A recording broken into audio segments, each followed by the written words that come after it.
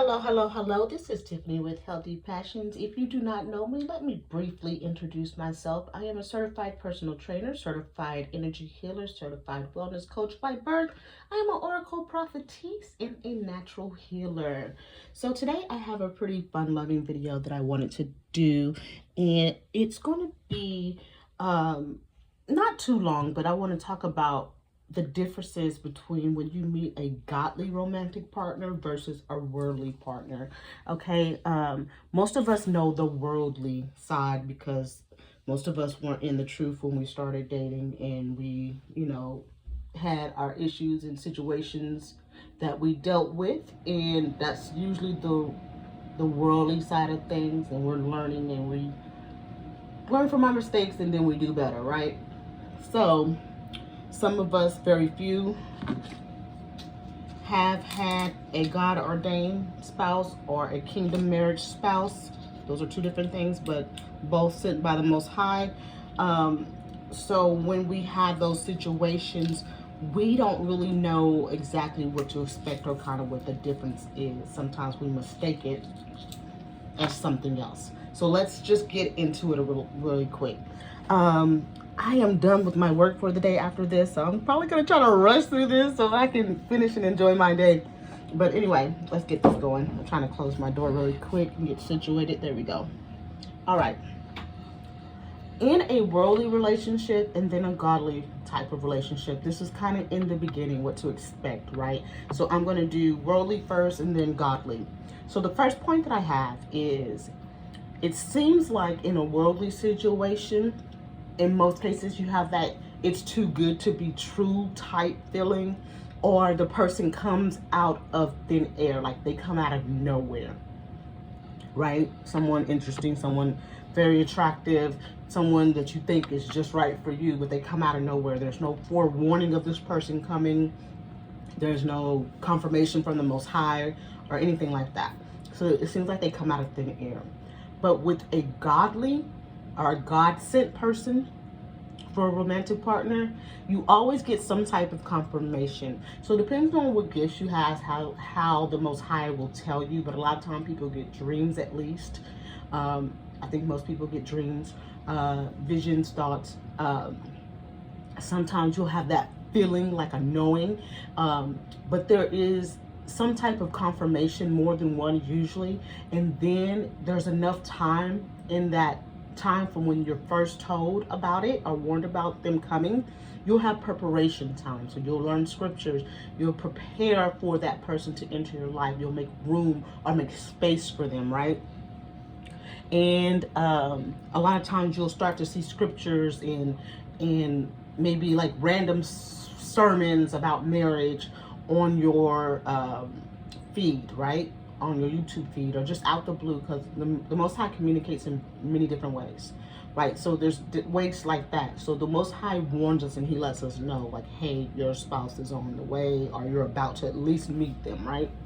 It may not be time to come into relationship, but He lets you know that they're coming and who they are. All right, so number two, it's really a strong physical attraction, so much so that the relationship is usually led by a physical attraction. Some people call it infatuation, but usually it's a lust or a physical attraction. It's a sexual nature to it. You're very highly focused on the physical appearance of the person. It's a lust versus love thing, or an infatuation versus love thing, right? So when we have a godly sent person, yes, initially you are physically attracted to them, but not necessarily in the same way.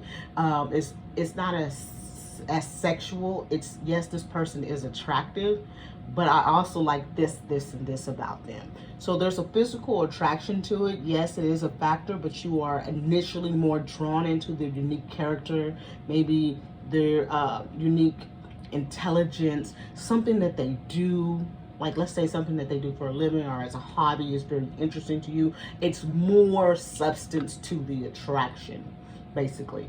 It's not just, oh, this person's fine and then that's it. No, it's, man, this person's fine, but also she's smart or he's smart, oh, I like the way he does things. Oh, he keeps the word. He keeps Torah. You know, things like that. You'll start to notice things like that are more attractive to you than just the physical side or the sexual side of it, right? Let me see something here. Now, with this intrigue about their uniqueness and things that they do, you may also like observe them. You become an observer, not a stalker. Don't get it twisted. You don't stalk. We don't stalk nobody. But you might become an observer of that person.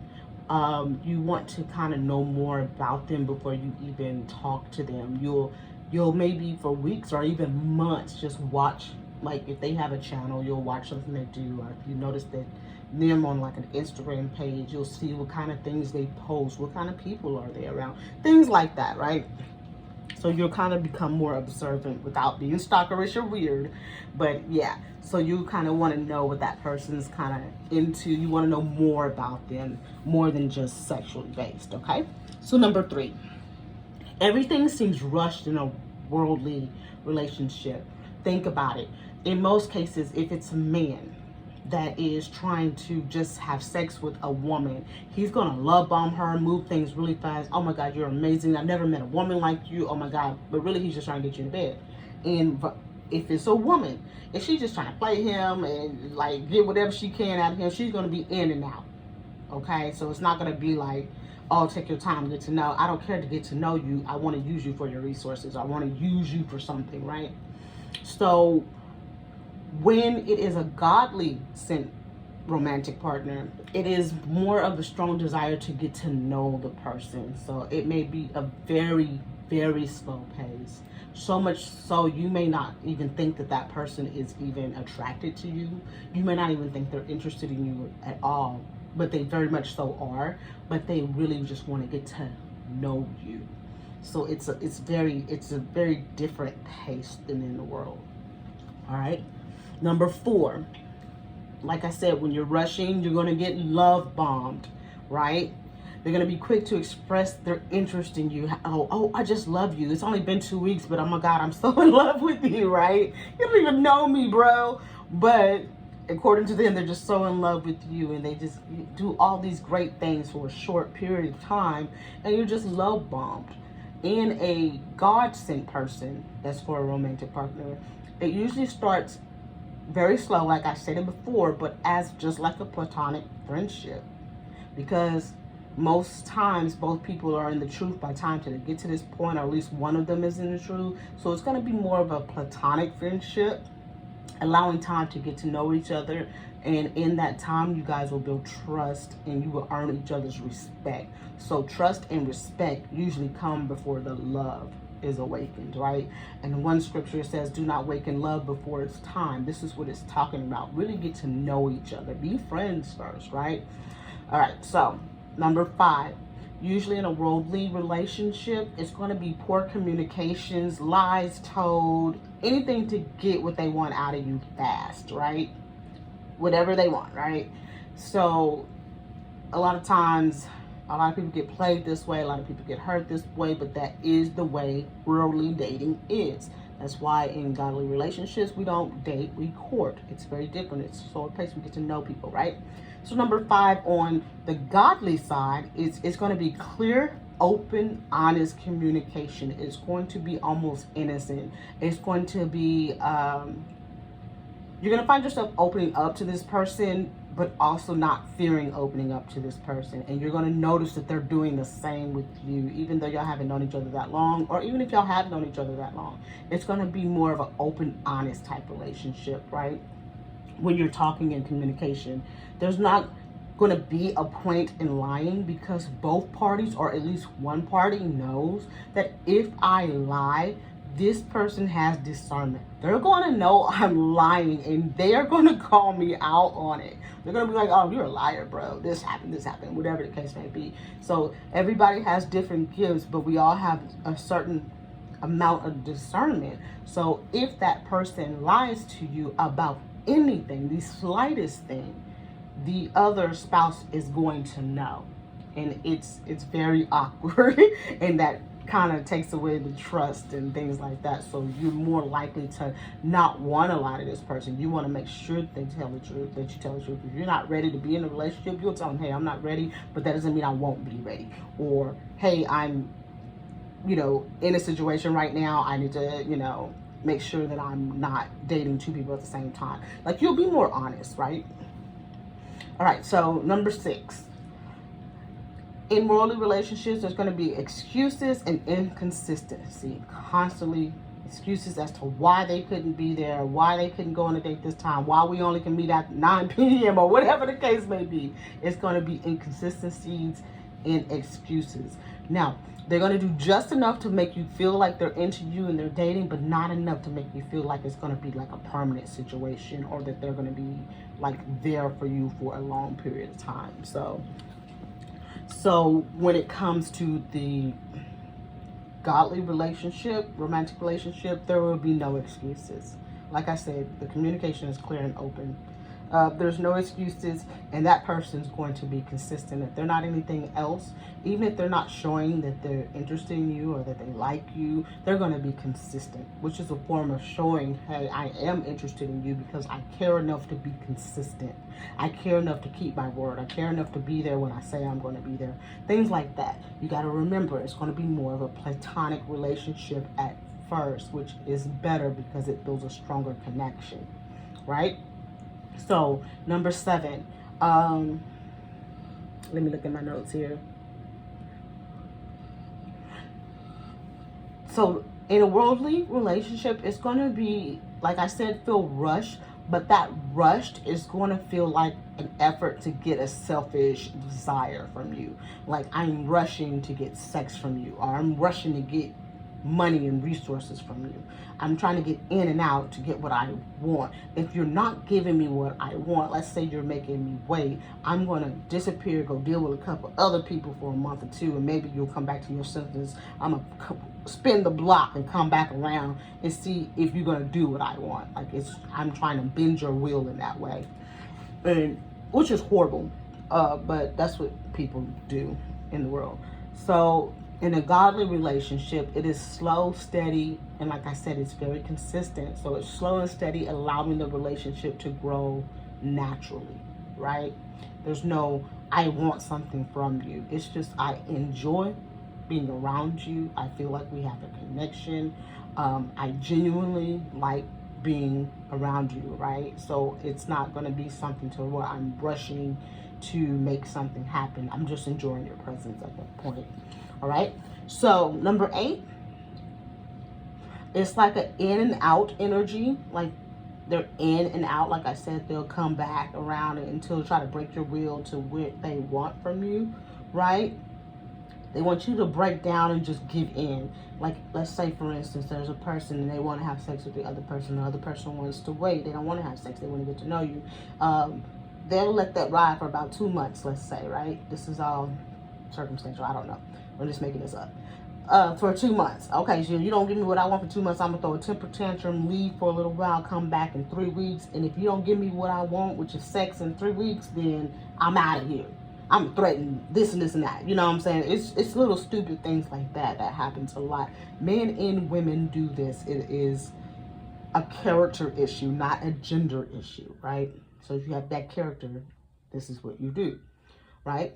So in a godly situation for romance, it's going to be a lot of time, like quality time when y'all are together, and then there may be a lot of time in between that time. And that's okay, because y'all just pick up where y'all left off, because it's not a rush, right? So there's going to be time, energy used to get to know the partner, to get to know each other's quirks, to get to know each other's hobbies, your do's and don'ts, your likes, your boundaries. It's not, it's selfless, not selfish. It's very genuine, right? So number 9, this is the last type, the last part of this that I'm going to do in comparison. And it says, 9 times out of 10, the person that's in the world, or that the enemy sends as a counterfeit partner, as someone that is to trick you into thinking they're the one for you, the counterfeit partner, it's usually going to be your type. Aesthetically, they're going to be your type. The devil has studied you enough. He knows what you like and what you don't. What you be looking at, what you don't be looking at. What you be dreaming about, what you think nobody knows about. The devil knows that type, and that's usually what they send in. All right, as a demonic person to try to steal your destiny of becoming a godly partner in a godly marriage, right? So, but in the godly, this is what a lot of people don't know or don't understand. They won't necessarily, they could be, but they won't necessarily be aesthetically your type. Meaning their features and stuff may not, it may be different, or even in my case, I remember it being opposite of my type. Everything opposite, right? So it isn't, it's not your type, but you're still somehow very much attracted to this person, even more attracted to them than your typical type. So I did notice that, and you may not understand why. Like, why am I so attracted to this person? And this person don't even look like what I think they should look like. Like, this person don't look like what I saw myself married to. This person looks total opposite. They might be tall, and I want somebody short.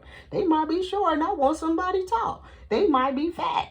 I don't know, whatever the case may be. They might be skinny, just something that you wouldn't see yourself on your own going to, right? So a lot of times people choose the wrong partner based on that, not realizing that their actual God-ordained person was the person that didn't look like their type. Because why would God bring you your type? Because your type causes you pain. Your type causes you heartache. Your type plays games. Your type is not necessarily a good person. So why would God have you marry someone that is not evenly yoked with you? The person that's evenly yoked with you, who's right for you, who's good for you, may look a different way. And they probably should. Because over time, I learned, I don't even look at my type no more. Because I'd be like, I see them, I walk on the other side of the street. I don't got time. Because, hey, it is what it is, right? With your type usually comes certain problems, okay? So, I'm going to read some other notes that I kind of thought of. Some of these may be repeating, but I'm just going to read it out. So the other thing that I wanted to bring up was, as a person, when you meet this person, throw away all that trash game you thought you had, okay? Your God-ordained person or spouse will not tolerate it in any way. They won't tolerate worldly games. They won't tolerate foolishness. They won't tolerate it being cheated on. They will walk out, because we are godly people and we don't play like that. All right. So 2, you will be required to lead with honesty and your authentic self. You have to be yourself. Portraying yourself as something that you're not is being dishonest. And a godly person has discernment. They will peep that out very quickly and be instantly unattracted and move away from you. So you have to be yourself, okay? And you have to realize, your confidence needs to come up, because yourself is what that person would need. That's why God put y'all together, right? So to even get a seat at their table, you have to at least present yourself as your true, authentic self. So men and women, your spouse will truly see who you are. They'll see your heart's condition. They'll see that sin you think you're hiding in any type of fakeness. All right. That's part of discernment. All right. Sometimes the Most High will tell them things about you. Right.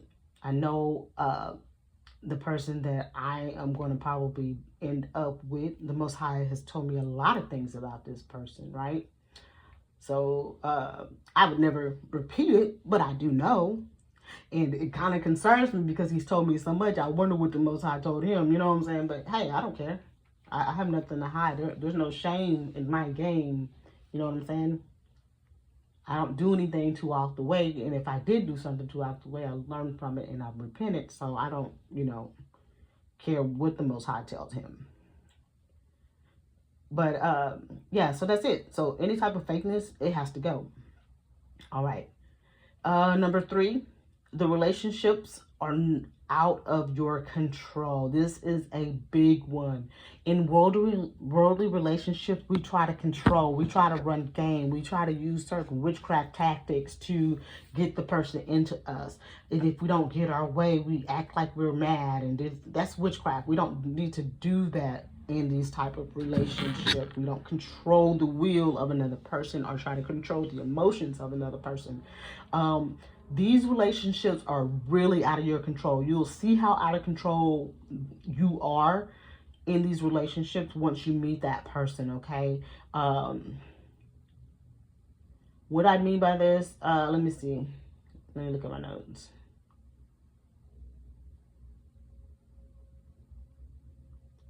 So it is so out of control that you don't get to control when y'all speak for the first time. You don't get to control when y'all meet. The timing is God's timing. The way it happens, or the way that it's orchestrated, is the way God wants it to happen. So you don't have any control over that. It will not happen in 1 minute either. Remember, I said sometimes the Most High will tell you months and months, sometimes even a year or so ahead of time. And you don't get to control when that is. Just because he told you does not mean that it's happening right then and there. A lot of times it means that it may happen in a year. It may happen in 6 months. You never know how long, but it's never usually right then, because he has to give you time to prepare yourself, right? And God's timing is his timing, not our timing. So just be aware. You won't be able to control that. And there is no point in trying to rush it. You need to be in clear understanding. This will save you a lot of heartache and stress by understanding, don't rush it. Let God do it. All right. This is a destiny type situation, or fate type situation, a God's will type situation. You can't control it. It will happen when it happens. All right. Number 4, your life may fall apart right before or right after meeting your God spouse. Okay. I hear a lot of people talk about this. I've seen it happen as well. You have to understand that God, the Most High Yah, who the world calls God, will tear down any situation, false relationships, toxic family situations, jobs, locations, anything. Remember, I said that the Most High orchestrates it, right? And that is a part of the orchestration. That means whatever that's falling apart has to go before you come together with your spouse. So it seems like your world just kind of falls apart. But as I always say, when God takes away something, it is best to just go with the flow with that, because it's usually for a reason. It's to get you prepared for something better, or to get you away from a situation. Because one thing God won't do, and he will delay a kingdom marriage, is let you come in when the other spouse is in alignment and walking in purpose, and then let you come in and do some toxic shit and hurt that person. He's not going to let you do that. He's not going to do that. And he'll protect you that way too. He won't let that happen. So some things going to have to move and shake before you come to that partner, because he's going to protect. He loves both of his children. And if you are in this situation, most likely you are his child. And you're walking and you have a relationship with him. And he's not going to let somebody come in and willingly just cause harm to you, right? So it is what it is. It's best to not fight that. And number 5, like I said, refrain from leading with sex, especially men. Please don't. That will turn off a godly wife in a moment's time. She will not think twice. Women too these days. Refrain from leading with sex, okay? Ordained spouse will be attracted to your intelligence. They will be attracted to God's light in you, your integrity, not necessarily your physical attributes and what you can do for them sexually. It'll be everything other than that. Now, that's a part of it. We are adults. Yes, that does happen, but it won't be something that's led with. It's something like the last thing on your mind type situation. So don't lead with sex. That'll turn your partner off. And especially women too. Like that will turn a husband off in the beginning. If you just come to him like, oh yeah, let's have sex. Yeah, okay, yeah, you're not the one. All right, so number 6. Know that your spouse may not be your type. I talked about this before, but they are made just for you.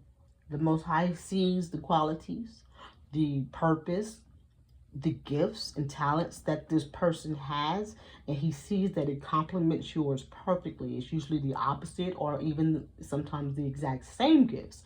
Whatever the case may be, it's something that when y'all come together, y'all will be a spiritual power couple. The enemy will not be able to come against that marriage.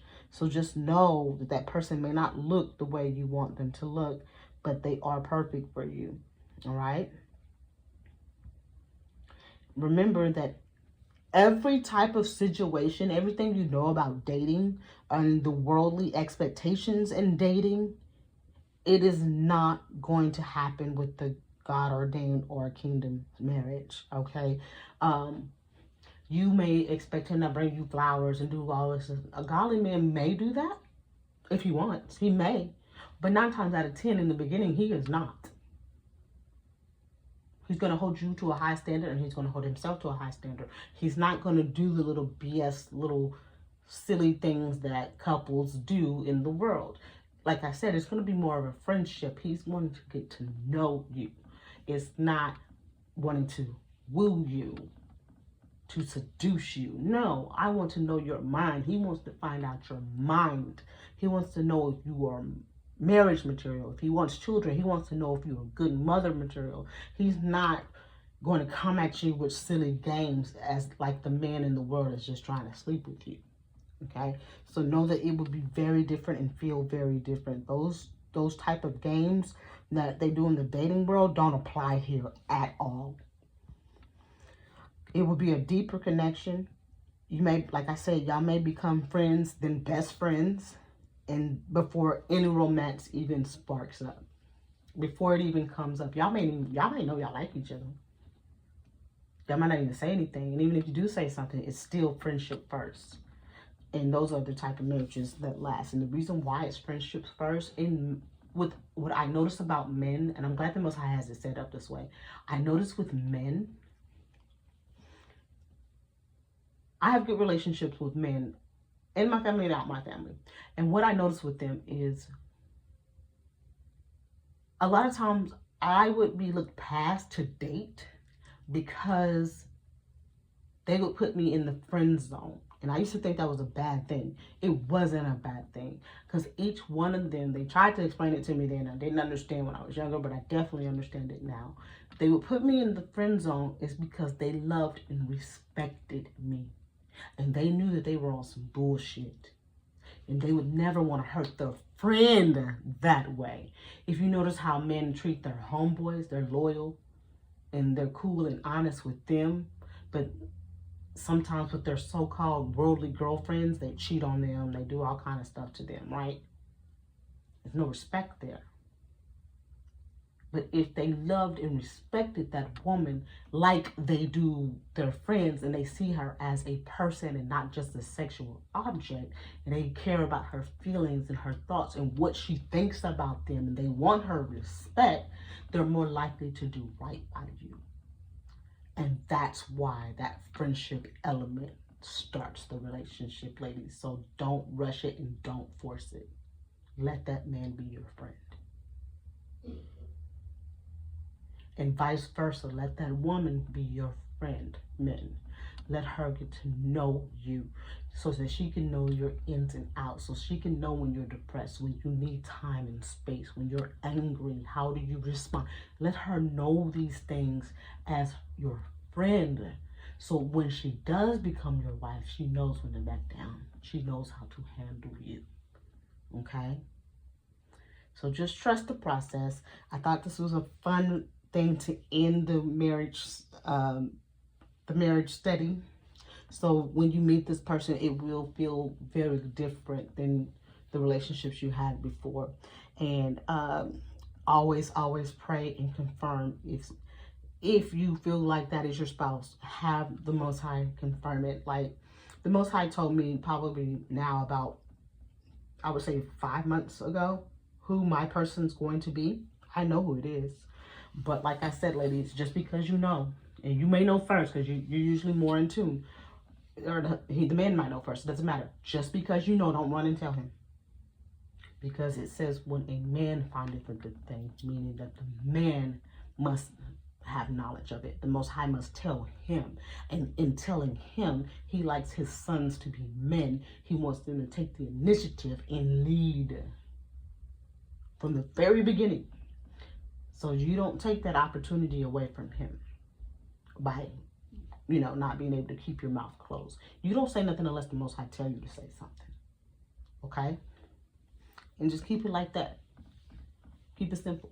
Make space also too. When you know that you're preparing, notice I gave you my study for Shabbat, which is all marriage scriptures. The Most High is preparing me to be married. So I'm making room. I'm making sure that there will be no interference, no male friendships that would interfere, no even female friendships that would interfere with my marriage. I'm making space and making room. I'm so used to being single. I actually enjoy being single, but I'm so used to being that I have to kind of keep in the back of my mind, it will not always be this way. Enjoy your single time now. Work very hard now, because soon you will have someone in your space that you have to tend to. You have to include in your life and in your space. So now that you're still single, enjoy that time, because soon it will not be that way. That's something that I keep in the back of my mind now. Whereas before, before the Holy Spirit reminded me, hey, you're going to be married. Can you not be so single like that? Before, I would work 24 hours a day. I wouldn't care. I didn't have to answer nobody's call. I wasn't obligated to nobody. You know what I'm saying? But now I keep that in mind. It's a mindful thing for me now, because I will have to remember soon that best friend will be there. That life partner will be there, and I will have to cater to their needs and listen to them and have time for them, right? So I have to remember that and keep that in mind. And that's just something that I'm practicing now. You hear that preparation, making the small adjustments now. So over time, I'll be used to what it's going to be like in relationship. So there you go. All right, I love you guys. Have a good day. I'm going to go enjoy the rest of my day. Bye.